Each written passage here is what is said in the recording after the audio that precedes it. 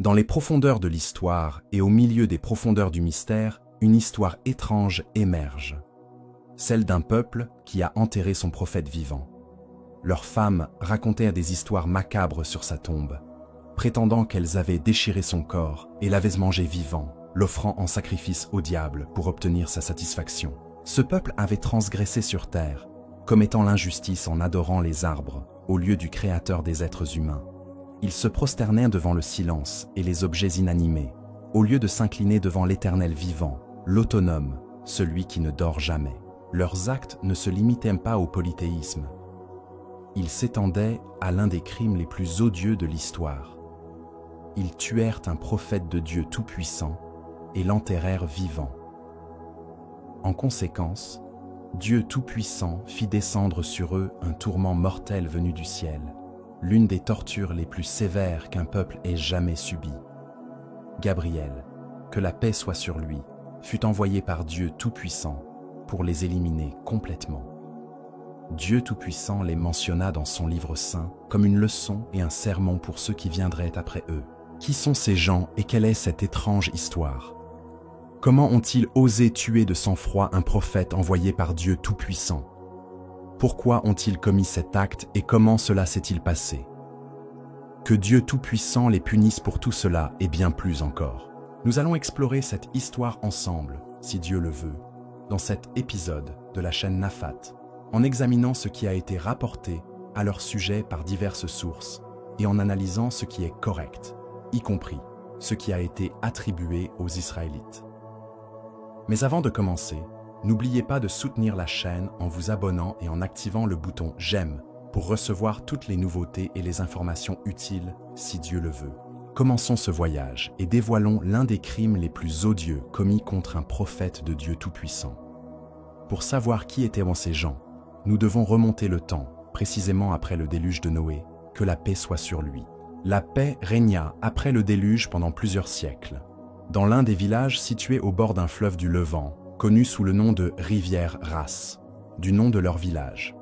Le mot Ras en arabe signifie « sur le puits » ou « le trou qui n'a pas été couvert » et provient de racines linguistiques faisant référence aux dates et à la dissimulation, d'où dérive le verbe « rassa », cacher quelque chose, l'enterrer et le planter dans le sol.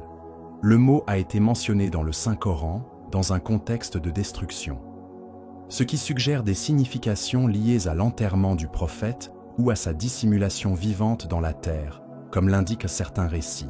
Les propriétaires du message font partie des peuples mentionnés par Dieu Tout-Puissant dans le Coran, parmi la liste de ceux qui n'ont pas cru et que Dieu Tout-Puissant a détruit par son châtiment et son tourment. Cependant, les détails de leur histoire n'ont pas été mentionnés de manière directe ou détaillée, mais ils sont apparus dans leur intégralité à travers des recherches et des examens de récits historiques. Il existe différentes interprétations et traditions concernant l'emplacement réel des propriétaires du message. Certains récits indiquent qu'ils vivaient au Levant, plus précisément sur une rivière connue sous le nom de rivière Ras, décrite comme l'une des plus belles et des plus douces rivières de l'époque.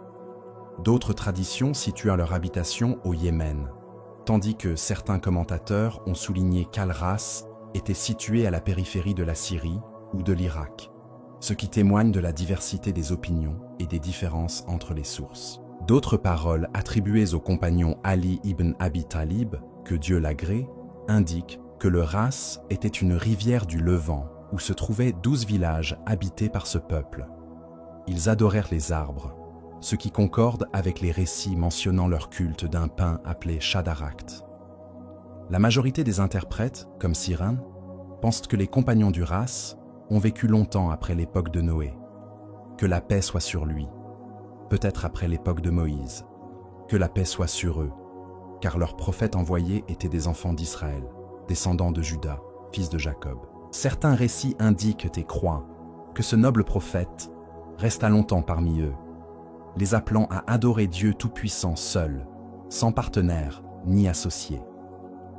Ils adorèrent les arbres, mais ils le renièrent et devinrent arrogants et obstinés, jusqu'à tuer leur prophète, d'une manière horrible, en le jetant vivant dans un puits, d'où leur nom fut dérivé.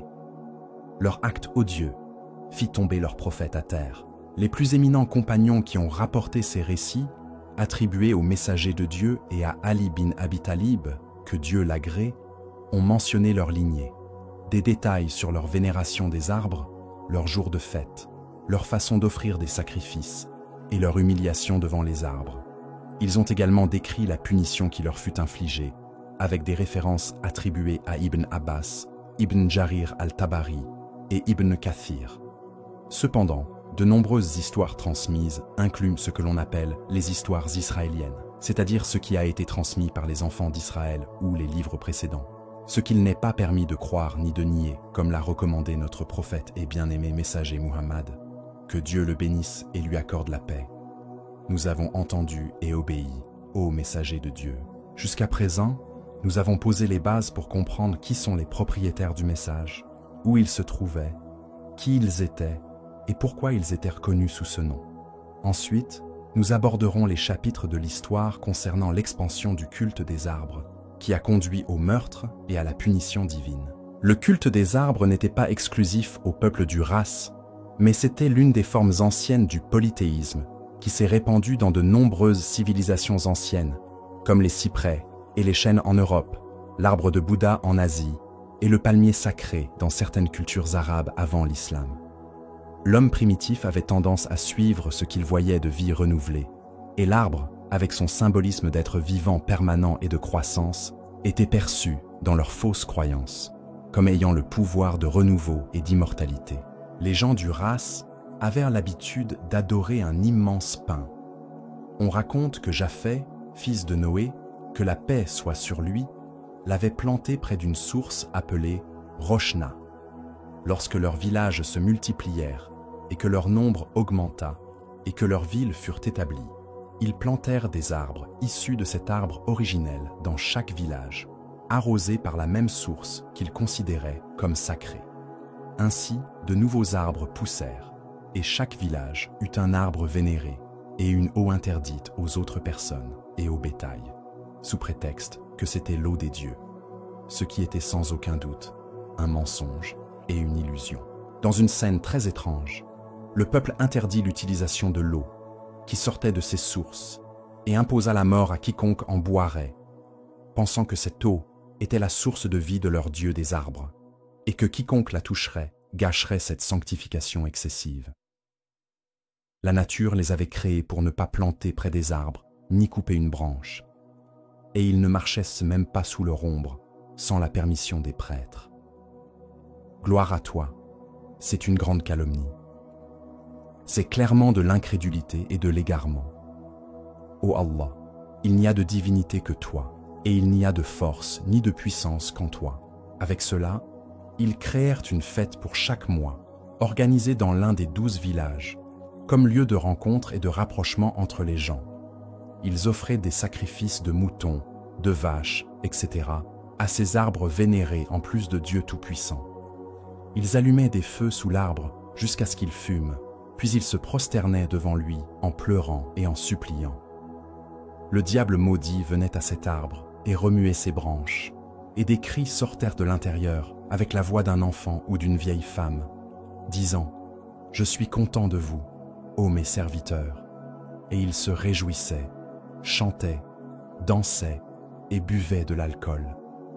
Il n'y a de pouvoir ni de force en dehors d'Allah. Il n'y a de pouvoir qu'en Dieu. Quant au village où se trouvait le grand arbre originel et la source originelle, leur fête annuelle était considérée comme la plus sacrée de toutes pour ces infidèles égarés. Ils dressaient une grande tente de brocart avec 12 portes pour les habitants de chaque village, et ils y présentaient des sacrifices. La fumée montait et les souffles s'éteignaient. Le diable lui-même venait et parlait de l'intérieur de l'arbre originel d'une voix forte, leur disant « Je suis satisfait de vous.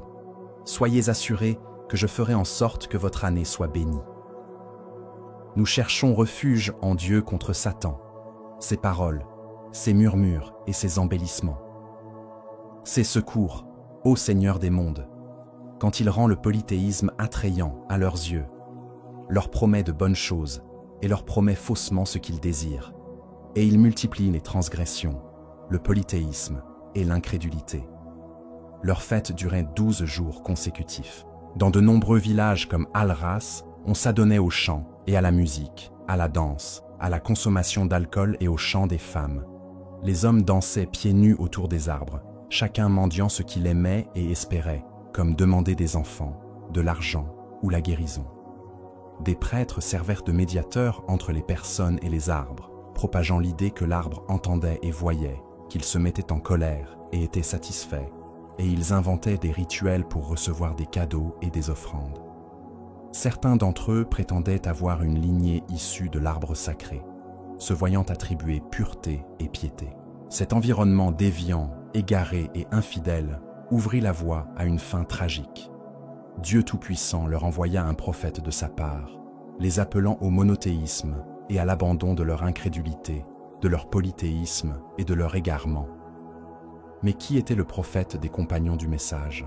Le nom du prophète, que Dieu Tout-Puissant envoya au propriétaire du message, n'est pas mentionné explicitement dans le Saint-Coran, mais il a été mentionné dans un certain nombre de récits que son nom était Antala ibn Safwan, un homme des enfants d'Israël, de la lignée de Juda, fils de Jacob, que la paix et les bénédictions soient sur lui. On dit que Dieu Tout-Puissant l'a choisi pour l'envoyer appeler un peuple plongé dans le polythéisme, adorant les arbres et suivant les traces du diable. Ce prophète grandit dans un environnement uni par Dieu Tout-Puissant, apprit la révélation et la loi du monothéisme, puis Dieu l'envoya, gloire à lui, au peuple de race, lorsqu'il atteignit l'âge de la prophétie.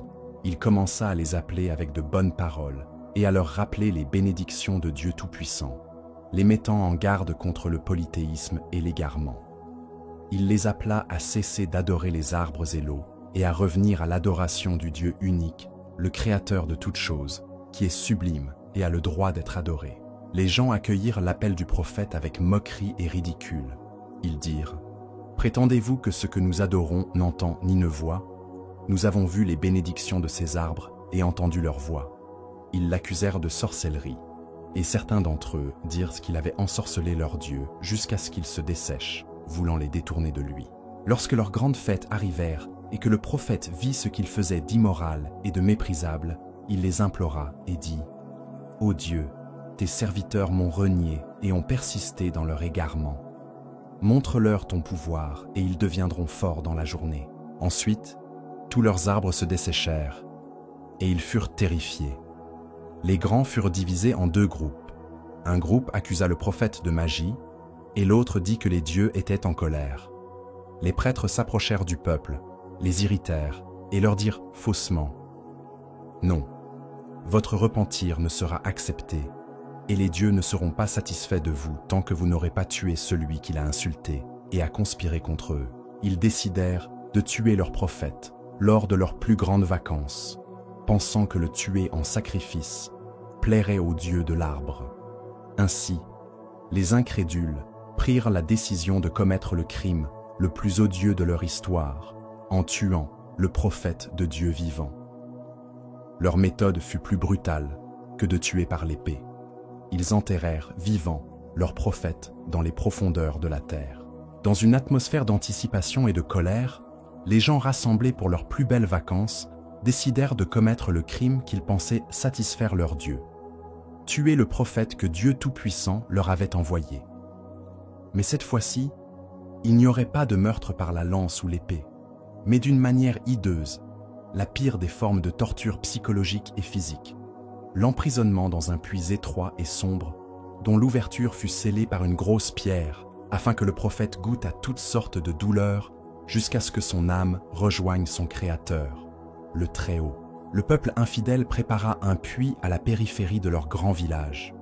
Ils vidèrent l'eau et élargirent ensuite son fond, le creusant jusqu'à ce qu'il devienne profond et sombre, de sorte qu'aucune lumière ne pouvait y pénétrer. Puis, ils creusèrent un trou plus étroit au fond, encore plus profond, jusqu'à ce qu'il soit difficile pour le prophète de bouger ou de remonter.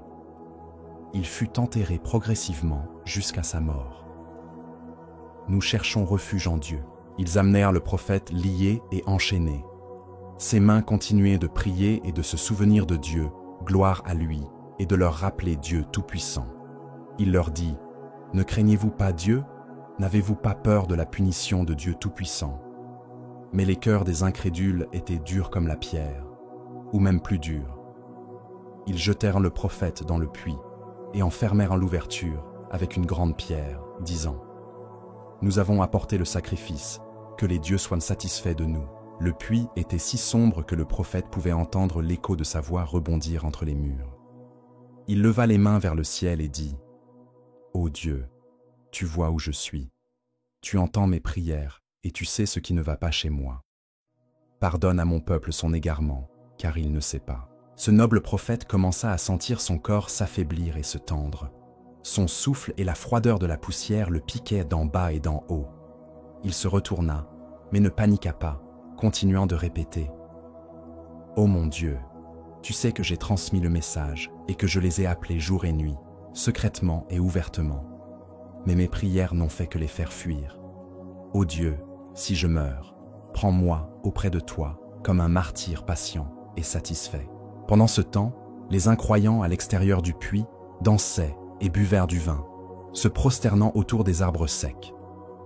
Dans le puits, un martyr élevait sa prière vers le ciel. Lorsque le prophète rendit sa pure âme, le sol sous leurs pieds commença à trembler et le ciel commença à changer de couleur. Les gens furent étonnés et terrifiés, sans savoir que les prières du prophète avaient été exaucées et que les signes de la vengeance divine commençaient à s'abattre sur le peuple qui avait mécru, agi avec arrogance, transgressé et adoré d'autres dieux que Dieu, gloire à lui, et qui avait tué son messager. Il n'y avait donc plus d'équilibre dans la balance de la justice divine. Un crime trop grand pour être impuni, le sang des prophètes versé injustement, et le porteur de la révélation enterré vivant entre la terre, les pierres et l'eau. Il a été mentionné dans certains récits que Dieu Tout-Puissant dit à Gabriel: « Que la paix soit sur toi, Gabriel. Vois-tu ces serviteurs qui sont miens? Ils ont adoré d'autres que moi. Ils ont renié mon messager et l'ont tué alors qu'il était patient. Je jure par ma gloire et ma majesté que je ferai d'eux un exemple pour dissuader ceux qui viendront après eux et pour donner une leçon aux insouciants. Et Dieu sait que, par un beau jour de fête où ils étaient ivres, dansant et chantant, un nuage noir apparut dans le ciel, se déplaçant lentement de l'horizon vers le grand village, suivi d'un vent violent chargé de chaleur et de sable. Bientôt, la terre commença à trembler sous leurs pieds. Leurs pieds claquaient, les maisons tremblaient, et l'odeur de l'air changea, devenant comme du soufre brûlant. Le ciel devint complètement noir et la fumée recouvrit la région. L'endroit où leurs anciens et leurs prêtres se tenaient pour prier leurs arbres aurait pu les sauver, mais ils étaient déjà desséchés, sans vie ni espoir. Soudain, un grand bruit retentit du ciel. On disait que c'était le bruit de la foudre ou l'appel de l'ange Gabriel, que la paix soit sur lui. Il terrifia les cœurs, et certains tombèrent inconscients, car le tourment les avait frappés. Il était composé de diverses manifestations pour que leur punition soit à la mesure de leur grand crime. Un vent rouge et orageux déracina les maisons et les arbres. La terre sèche qu'ils adoraient se transforma en morceaux de bois. 2 feux au sol survolèrent leurs têtes. Le sol sous eux se transforma en roche de soufre, brûlant la peau de leurs pieds pendant qu'ils marchaient. 3 nuages noirs firent pleuvoir des pierres sur eux. Chaque pierre était comme du plomb fondu versé dans le feu. Si elle touchait un corps, il fondait. Alors les gens crièrent et s'enfuirent vers l'eau pour éteindre les incendies. Mais les rivières dont il leur était interdit de boire se desséchèrent et se transformèrent en rivières de lave flamboyante. En quelques heures, leurs enfants tombèrent, puis leurs femmes, puis leurs hommes, puis leurs aînés, jusqu'à ce qu'il n'en reste plus aucun. Et maintenant, un silence solennel recouvre l'emplacement des 2 villages. Leurs maisons sont devenues des cendres, et le feu dévore les pierres, le bois et les corps. On n'entendit plus que l'écho du vent qui détruisit le peuple, son père et ses descendants. Leurs maisons disparurent, et rien ne subsista d'eux. Dieu Tout-Puissant dit: « Et je cherche refuge auprès de Dieu contre le maudit Satan. Au nom de Dieu, le tout miséricordieux, le très miséricordieux. » Et les Haad, les Tamud, le peuple d'Arras et les générations entre eux. À plusieurs reprises, Dieu Tout-Puissant dit « Les peuples avant eux ont renié Noé, les compagnons d'Arras et les Tamuds. Leur histoire était une leçon pour tous ceux qui l'écoutaient et un sermon pour quiconque médite. » Lorsqu'on étudie l'histoire des compagnons du messager, on est surpris par le grand nombre de romans et de récits, ainsi que par les incohérences mentionnées dans les livres d'interprétation, les biographies et l'histoire, qui cherchent tous à combler le vide laissé par le Saint-Coran. Le Coran mentionne les compagnons du message en termes généraux, sans détail, y compris les narrations attribuées aux compagnons, que Dieu les agrée, telles que celles attribuées à Ali ibn Abi Talib, que Dieu l'agrée. Il a été mentionné dans certains livres qu'un homme de Banu Tamim lui demanda des nouvelles des gens du message. Alors il dit qu'il vénérait un pin appelé Shah Darakt et qu'ils étaient une tribu. Chaque tribu avait un village, et chaque village avait son propre arbre, issu de la progéniture du pin-mère, qui avait été planté sur Ain Roshna'ab. Ils se prosternèrent devant l'arbre et lui offrèrent des sacrifices jusqu'à ce que Dieu leur envoie un prophète des enfants d'Israël, qui les appela. Mais ils le tuèrent, alors Dieu se vengea d'eux. Il y a aussi l'histoire attribuée à Ibn Abbas, que Dieu l'agrée, qui rapporta qu'il avait dit « Les compagnons d'Arras étaient les habitants d'un grand puits et adoraient des idoles.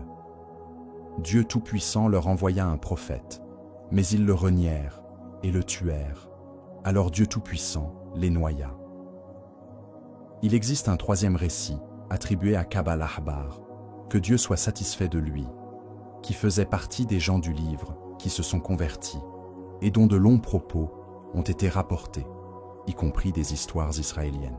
L'Israélite est mentionné dans certains livres d'interprétation, plein d'histoires israéliennes, selon lesquelles les propriétaires du message n'adoraient pas seulement des arbres, mais aussi un homme qui leur apparut à l'image du diable après sa mort, et leur affirma qu'il n'était pas mort, leur demandant de l'adorer derrière un voile.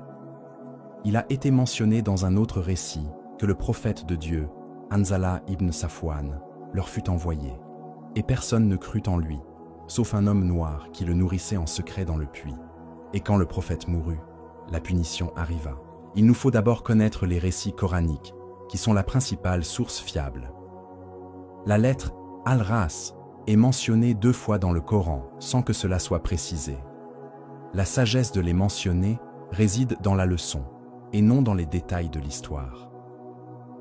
Deuxièmement, le récit des compagnons est plus fiable que d'autres, mais il n'est pas sans quelques transmissions dont la plupart ne remontent pas au prophète Muhammad, que Dieu le bénisse et lui accorde la paix. Troisièmement, les traditions israéliennes doivent être traitées avec prudence. Le prophète Muhammad, que Dieu le bénisse et lui accorde la paix, a dit « Racontez des histoires sur les enfants d'Israël. Il n'y a pas de blâme, mais ne les croyez pas et ne les niez pas, sauf si cela contredit un texte juridique ou religieux. » Un esprit qui peut être raconté comme une leçon sans être pris comme doctrine. Plus de détails sur l'histoire liée à l'arbre qui parle et au diable qui parle de l'intérieur, ainsi qu'à l'enterrement du prophète vivant, ont été mentionnés dans les livres d'interprétation par Wahb ibn Munabi et Ka'b al-Ahbar, qui faisaient partie des gens du livre qui se sont convertis à l'islam et ont transmis de nombreuses histoires des enfants d'Israël. Quatrièmement, quant aux légendes exagérées, comme les histoires de consommation du prophète vivant ou du diable sortant de l'arbre, traitez-les comme des représentations symboliques, des augmentations possibles ou instables. La raison en est le mystère de l'histoire. Les savants disent que Dieu Tout-Puissant n'a pas mentionné les détails des propriétaires du message pour sa sagesse, afin que la nation ne soit pas occupée par des détails inutiles, et que la crainte et la terreur du châtiment de Dieu Tout-Puissant demeurent, basés même sur des histoires générales. Les récits coraniques sont axés sur l'objectif éducatif, et non sur la documentation historique. Il est de la plus haute importance, lorsque nous nous arrêtons à l'histoire des gens du message, de comprendre que les récits à leur sujet sont un spectre entre nos mains, un large éventail de paroles, de nouvelles et d'histoires, dont certaines n'ont aucun fondement dans les hadiths des compagnons et des disciples, et dont certaines ne sont rien d'autre que des histoires israéliennes ou des histoires sans fondement dans ce chapitre. Nous essayons d'atteindre et de distinguer ces récits selon une méthode scientifique. Ces récits sont célèbres, mais la plupart de leurs informations sont transmises ou non attribuées, et il n'est pas correct de les attribuer au prophète Muhammad, que Dieu le bénisse et lui accorde la paix, sans preuve. Quant à la position des commentateurs et des savants, Ibn Kathir, que Dieu lui fasse miséricorde, a transmis des narrations telles qu'elles ont été mentionnées dans les livres des salafs. Puis il a dit « Que Dieu lui fasse miséricorde ». Et Dieu sait mieux que quiconque si cela est authentique, car nous ne le confirmons pas. Y compris ce qui a été authentifié à propos du jeûne, Al-Qurtubi a déclaré, concernant les récits israéliens, qu'il a souligné que leur but est d'apprendre des leçons, et non de croire. Al-Tabari, que Dieu lui fasse miséricorde, s'est appuyé sur ce qui a été transmis des compagnons et des disciples, mais il n'a pas confirmé l'authenticité des détails. Sur cette base, l'histoire des propriétaires du message, même si elle est vraie selon le texte du Coran, ces détails ne sont pris en compte que dans les limites de la charia et de la raison. Ô Allah, guide-nous sur ton droit chemin et affermis-nous sur lui. Ô Seigneur des mondes, ô Dieu, ô changeur des cœurs, renferme nos cœurs sur ta religion. Ô Dieu, ô disposeur des cœurs, dispose nos cœurs à t'obéir. Ô Dieu, notre Seigneur, ne dévie pas nos cœurs après que tu nous as guidés et accorde-nous de ta part miséricorde, car tu es le donateur. Ô Dieu, protège-nous des indécences, des tribulations apparentes et cachées. Ô Dieu, affermis-nous par la parole ferme dans cette vie et dans l'au-delà. Aide-nous à nous souvenir de toi, à te remercier et à t'adorer correctement. Et accorde-nous une bonne fin et le plus haut paradis, le paradis sans compte ni châtiment préalable, par ta miséricorde, ô le plus miséricordieux des miséricordieux. Enfin, n'oubliez pas, chers téléspectateurs, d'aimer la vidéo, de vous abonner à la chaîne et d'activer le bouton cloche pour recevoir toutes nos actualités, si Dieu le veut. Gloire à toi, ô Dieu, et par ta louange, nous témoignons qu'il n'y a de Dieu que toi. Nous te demandons pardon, et nous nous repentons auprès de toi. Cela vient de Dieu Tout-Puissant, et le Très-Haut est omniscient. Que la paix et les bénédictions soient sur le plus honorable des messagers, Muhammad, et louange à Dieu, Seigneur des mondes. Que la paix et la miséricorde de Dieu soient sur vous, ainsi que ses bénédictions.